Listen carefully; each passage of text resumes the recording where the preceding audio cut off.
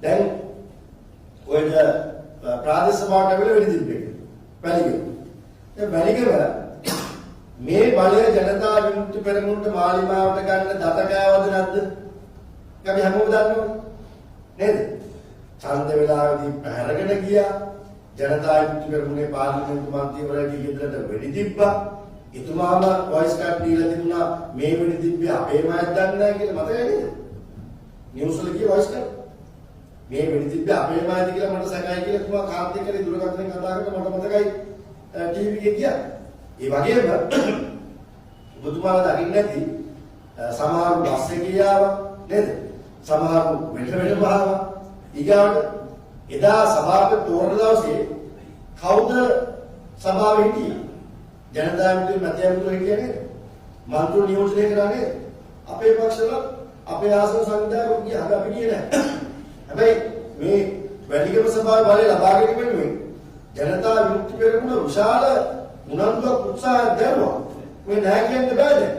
එතකොට දැන් ඒගොල්ලෝ උත්සාහ කරනපත් උනේ කවුද?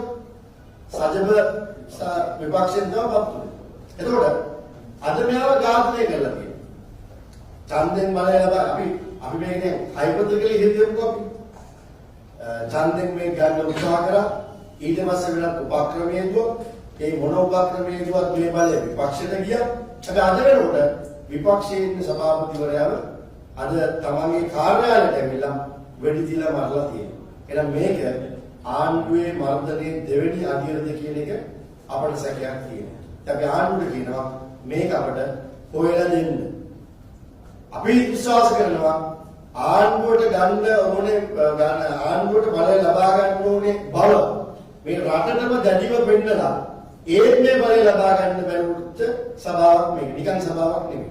ඒ නිසා අර ඔබතුමාගේ ප්‍රශ්නේ දේශපාලන මර්ධනයේ එක වංචාව දූෂණය කියලා හිරේ දාන එකද දෙක මරණය.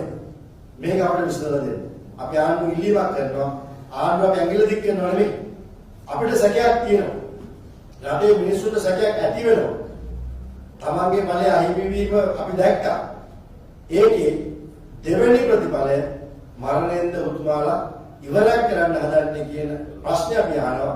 අපි ඇඟිලි දික් කරනවා නෙමෙයි. ඒ නිසා අපි ආණ්ඩුවට කියනවා මේක අපිට විසඳලා දෙන්න. මේක විසඳුවේ නැත්තම් මේ රටේ දේශපාලනේ වෙනස්ම තැනකට යන්න ඉඩ තියෙනවා. ඒ තැන එදා ඒගොල්ලෝ මතවාදීව කරන්න හදුවා. ඊට පස්සේ තුවක්කුව අත්ර ගත්තා. මේ ඉතිහාසයක් කියලා මේ රටේ.